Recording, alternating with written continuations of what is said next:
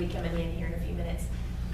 And so I basically, just a little bit about myself, I retired from the child care field after 25 years of working in early childhood and school-age child care. Most of my experiences have been with the YMCA and then the school system. And so currently I work full-time for the school system and do this on the side.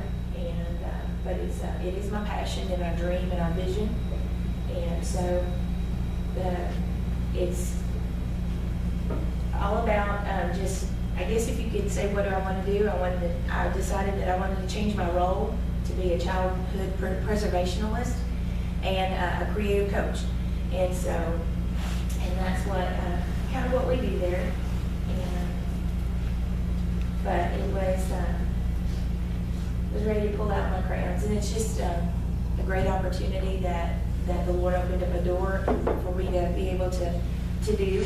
And so that is kind of how we just came to be. It was a vision, and then when a door opened, we were able to put that vision on the ground. And so I wasn't for sure. I know that, I don't know if anybody's ever, we do lots of events. We do birthday parties and different things. I have different packages and stuff like that.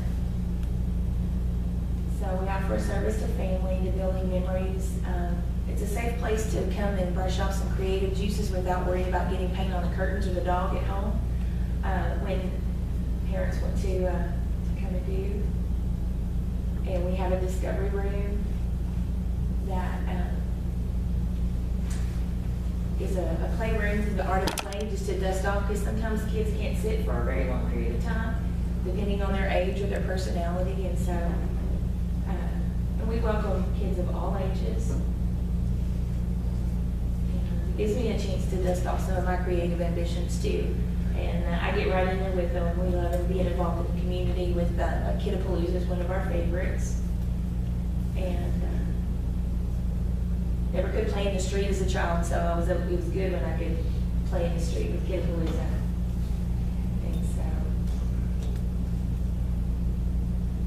And I am not technically advanced. I'm much better with crayons, so I apologize for hitting the wrong button or hitting it too many times. So we do different things and set up with a small party room in the back so that they don't end up painting their cupcakes and all those good things. And so, and then we have several different packages in our birthday parties. This is a deluxe package, so if you choose Ninja Turtles, then all the arts and crafts projects that are on the tables and things will reflect to the theme that we do. And so it just makes it an all-out. And then this particular theme, the kids carry their artwork home to pizza boxes because Ninja Turtles love pizza. So, and then I love to work with recyclables and try to make things out of waste and recycle and old cereal boxes and things like that. So that's what I use a lot to create my centerpieces for the tables and different things.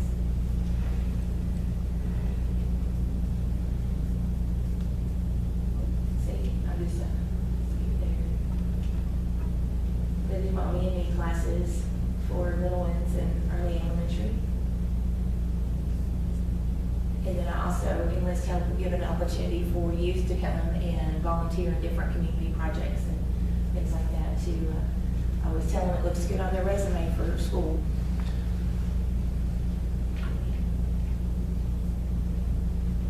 Sorry, Princess Marty.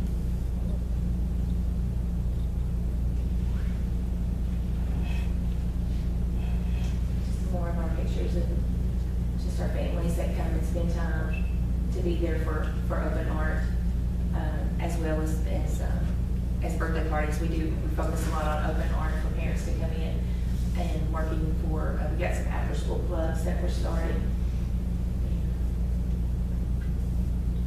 So again, I think that takes me there to begin. I think I hit the wrong button.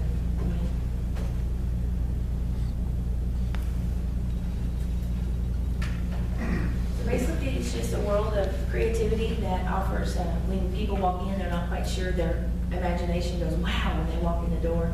And it takes a little bit for them to get started, but it was just a vision that I had, just accumulating after years of working with kids, and it's still my passion to work with children, and as I'm a children's pastor too, and so that's just kind of where we took off.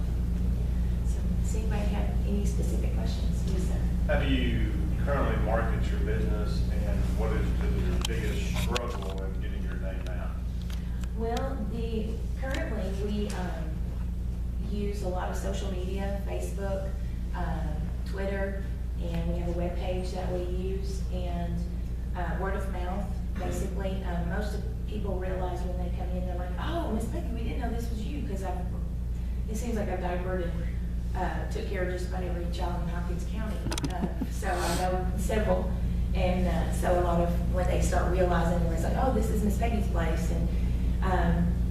And so we just started this year, will be our second birthday, our second summer, and then we're moving into our third year of occupation of the building. We have recently joined up with Kentucky Farm Bureau with their small business, and so they do some advertising for us, sending out some flyers and we offer the members a break in the parties and different things like that. Struggles, probably the number one struggle is everybody not realizing we're daycare.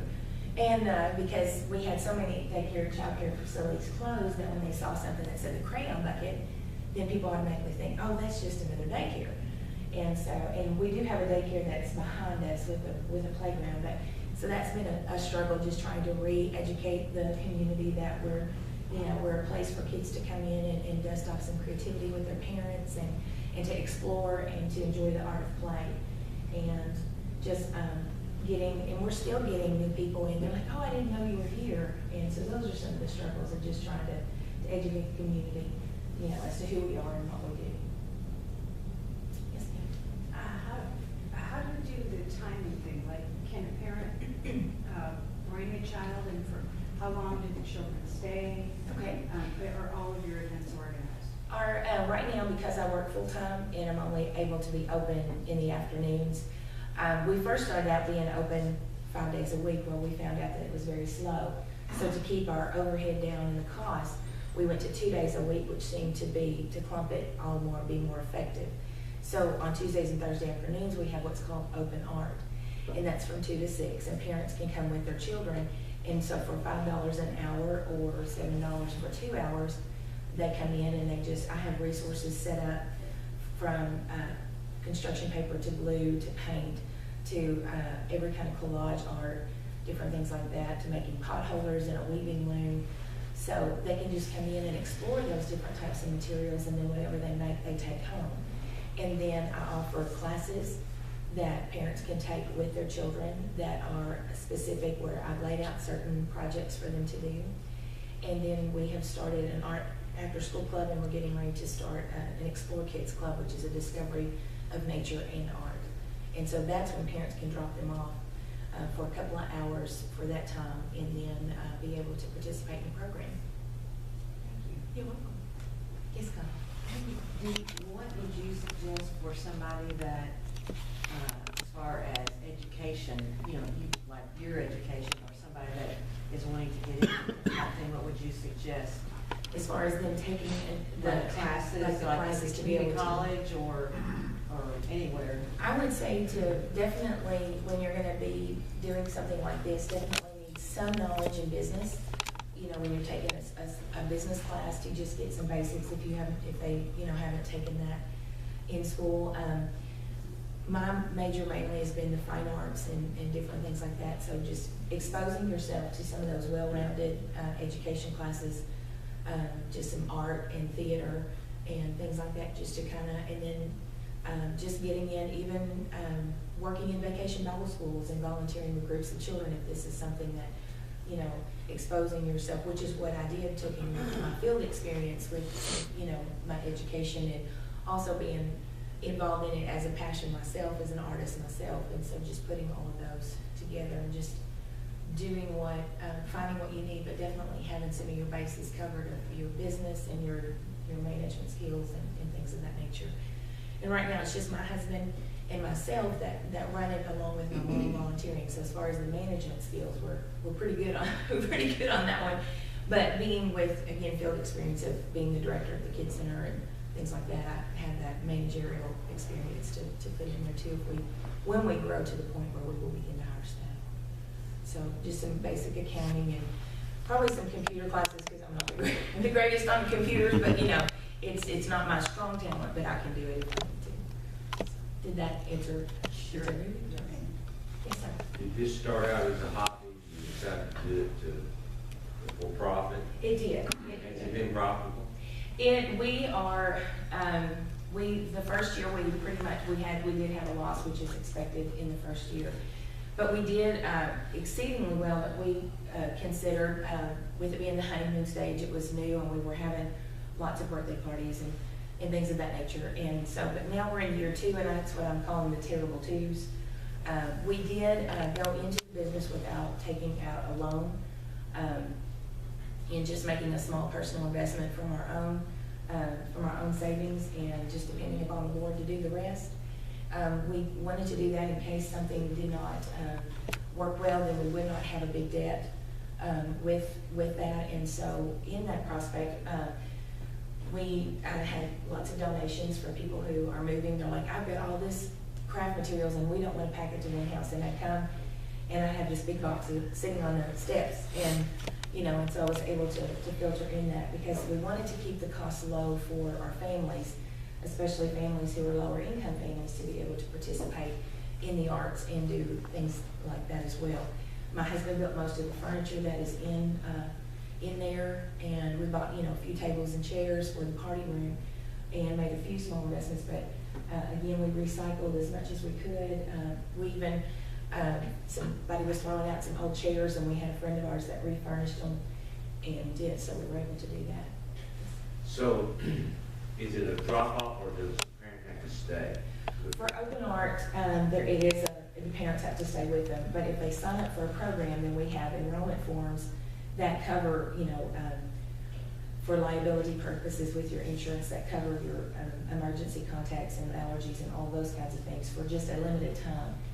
Without getting into what's considered licensed child care. So they could come into for like a club and stay for 2 hours while the parents are around with the parent's signature and signed release. Yes, sir. How are you recruiting your volunteers? Usually I have just some parents that are, you know, interested in the youth ministry that I'm involved in at church too, that we have volunteers coming from there. And where I work at North Hopkins, and so sometimes some of the kids that I know out there will say, hey, can I come down and do a couple of service, you know, hours of project or doing, you know, things like that, or they'll come and help me with Kidapalooza. We also did, one of the Armstrong Cole did their family days, and we went out there and I had some youth say, hey, I'd like to come and help out just to see what it's all about. And so basically that some of them just to kind of approach me to do. Yes, ma'am. Do you foresee being able to quit your full-time job, or is that a goal? That is my goal. I'm hopefully, I think we're at the point to where we're getting very close to in order to move it to the next phase, one of those things are going to have to occur, and that's going to be a big leap of faith. But you know, we'll do that. But that is the goal for me, to be able to stop what I'm doing here, to be able to take this up full time. What do you think it would take for you to be able to do that?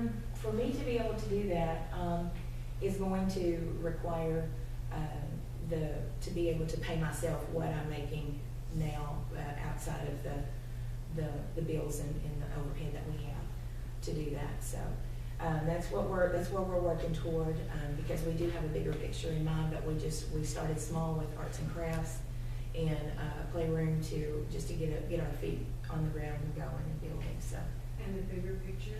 Is to have an entire discovery. One of my philosophies of learning is to develop the whole child, and that children learn so differently that we want to have different rooms, similar to a children's museum feel, but yet without the not-for-profit status on that end, until we feel like the Lord directs us to that.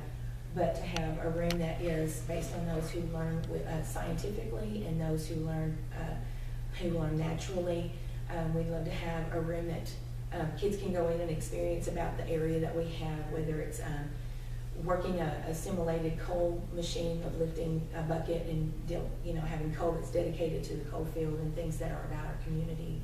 And so just places for them to explore and to build these bases for their learning and their education, because that's where the love begins, is when they're in this time period. And for kids of all ages, just to get back to the art of play. Yes, sir. You talked about only being open 2 days a week. And I was wondering, I know right now school's in session, so obviously the kids are at school and you have less time in that capacity, but in the summertime, do you open up, say, 4 days a week since you have more opportunities that way? Yes, sir, I do. We have our summer schedule, which is at least 3 to 4 days a week.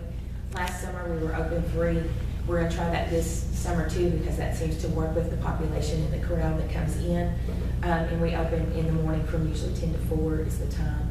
And I also do one Saturday a month on our calendar that I publish on our webpage, and we put that in. Try to do at least an open art Saturday from 10 to 2, so the parents who work during the week, or maybe their children have a lot of homework and they can't come in the afternoons, or they're involved in something else, that on Saturday mornings they have an opportunity to come and to visit us too. Other than we're not a daycare, what do you wish the community knew more about you? That we are there, and that we're there to help build child memories with your children, to provide that opportunity to develop something that, the school system, with the changing of the curriculum and things of that nature, they don't get as much art exposure. And so just giving them the opportunity to come in and just be able to express themselves and introduce them to the art of play, and give them that freedom without being in such a classroom environment, to be able to take time out. You need a place that and right now with the snow, we were open yesterday and had a couple of people come in yesterday of just getting out of the house. And so just being there, that we're wanting to give this opportunity for you and your family, that we're there, that we're here to build our community, enjoy and celebrate the world of the art of play. Instead of sitting there going like this. Yes, yeah, we have, a lot of people say, well, where's the TV? Well, we don't have a TV, so I do have one in the office in there for news or things like that when we're when my son has to sit during a birthday party, and he's 15, and so he has, sometimes he'll come out and engage, but sometimes most of the time he's back there watching the Weather Channel. So he's a big weather bug. Yeah, since Marion's not here, I have to ask a 2-part question. It's required. The best thing that you've done, the smartest idea that you've had, that you pat yourself on the back and say, wow, it was good that we did that. And what do you wish you would have done differently when you started? Goodness. What I'm most proud of, I think, is just taking the step and creating something that's different when people come in and experience, because it is an experience, and that's what it is when you come in the door, and it's kind of like, oh, and people are rather unfamiliar, and when they come in and they leave and they're like, I've had a fantastic time, we've had a wonderful time, and they come back and they'll comment and say, we just can't believe how much fun we had, and it was such a precious time with me and my child that never probably would have happened. That's probably the greatest reward for me there. And what I could do, that if it was different, would probably be, I'm not quite sure, because everything happened so fast with it. I think that probably would have taken more consideration into location and where, and understanding a little bit more about some of the zoning laws and things when we're thinking about the bigger picture. But at the time, it was the price and the availability was right, and so really don't have any regrets on any of that, just because of following the direction of the Lord. So don't really have anything other than that, that process. Yes. When you have say the birthday parties, or when you come up with any of the crafts or anything that you're doing, where do you get pretty much that off the computer? I mean, getting ideas for birthday parties are obvious, like the snow and the, you know, the princess. 25 Rosenberg that were out last year. They were all the same thing. A lot of them, and I try to, when I have a theme that runs like that, I try to alter it, you know, according to what the child, you know, what the child likes and what they love as far as their favorite colors and things of that nature. I have always just had an overactive imagination and creativity in my own self, and so come up with a lot of ideas, but I do a lot of searching on Pinterest and I do a lot of research. I have over the years, I've collected so much material of just making do in early childhood that I would I've saved all my material. So I have a full library of just what I've used from the time I graduated from high school until now. So I use a lot of my field experience. Yeah, that's what my husband said when we got married too. He went, "Whoa!" This comes with you. Yes, we're a package deal. This comes with me, and but yeah, and it has proven to be because we started out with a ministry of a box truck and we had it fully stocked from all of my years, and so when we went into this, we were able to just kind of transpose, you know, a lot of that into that as well. So we do a lot of research, do a lot of digging, you know, when I'm not at the shop or things like that. So I'm always a student myself and learning so that I can pass that on. You mentioned zoning. Have you run across hurdles that the city and the government has created that? We actually haven't run into too many glitches on that because the business that was there before had evidently paid the zoning cost. My husband took care of most of that. But to put your signs and things up, now you can put out a temporary sign that says we're open, but you have to pull that in. But there's a zoning, we had to pay for what was on the side of the house or what was on there. But those had already been okayed and paid for a licensure to have those. And so we didn't end up having, we just reused what they had, the previous business had had.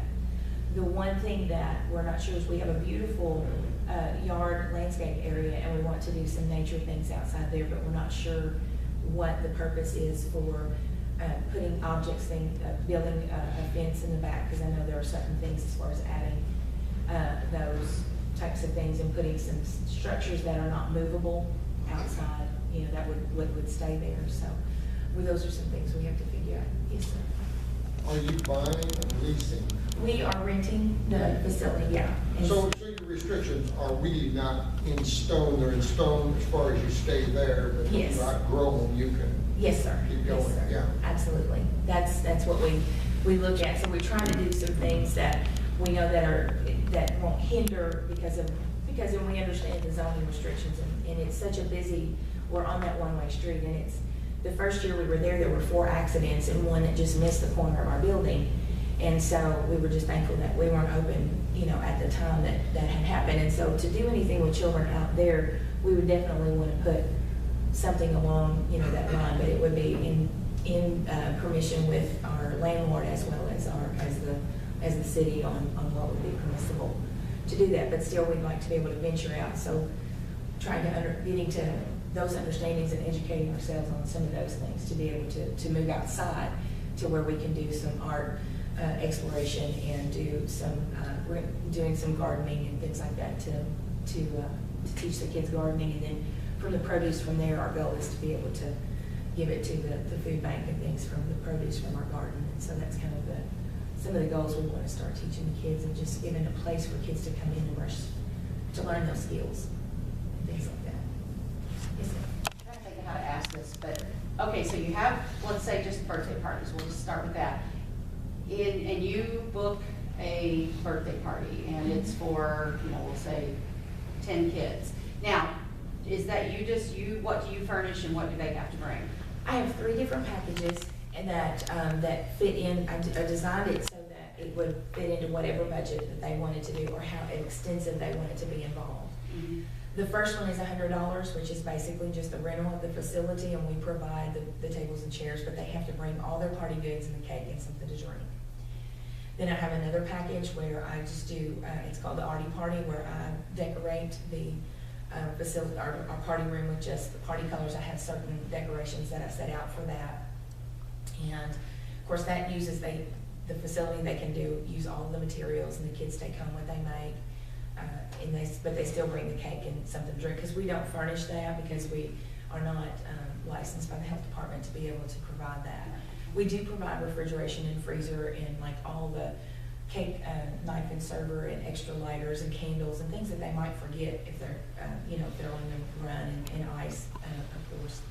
And then the biggest one is where all they do is just show up, and I have the custom or the deluxe packages where they choose a theme, and so I create all the centerpieces, and the kids get a name banner, and they still bring the cake and something to drink. So basically, all they have to do is bring the cake and something to drink, and I take care of, everything else. I guess that the reason I asked that was because I was trying to figure out what community resources. I network a lot, and if I meet somebody, I'm like, oh my gosh, you need to call her, because she has people that need cakes, whatever. Right. She has people that might need a fireman to come in for their party, in case it's, something like that. So I was just trying to figure out, or a banker, I don't know. Yeah. So, or, someone to take videos of the party, Right. And so I was just trying to think of what resources in the community do people ask for the parties, or what are you thinking along the lines of maybe we can get this or that, or? Well, sometimes I do have people that will ask. I do have a caterer that I do use in case someone wants to say, I just want you to set it all up. And so I have a caterer, Burkholder Catering, is Jan Dixon is who I use for cakes and things. And so if somebody says, I want you just to take care of it all, then that's who I contact to do that. But I have sometimes I'll have people say, do you have a photographer that comes in, or they'll bring a photographer with them, someone in the family or something. But they do have one particular, I've had a couple of parties that do particular, have just a photographer that goes around taking the pictures and things of that nature. Haven't had a lot of, asking for outside things on that end, but as we grow, I see that. Okay, what about like special events? Like if you had, you were hosting a Right. whatever. We we do, one of the things we have right now, and it's just a coin collection, and we've done one event that we've got to work on too. It's called Coloring for a Cure, which is for kids' cancer. Mm-hmm. And so our building is small, so we can't have a whole lot of things inside there. But if we ever did something out, we would need to then bring in vendors and things of that nature to bring the awareness into, like face painters, and because I obviously can't conduct the event and sit down and face paint, all the kids and things. So we would need people that are face painters, and people who are in the health field, and people who have, experience doing this. And we would have the young girl, a good friend of mine that does the lemonade stand and the cookies for kids' cancer. So we would work with them and things of that nature. So. Is being a daycare compatible with what you're doing? I mean, is this something you could grow into?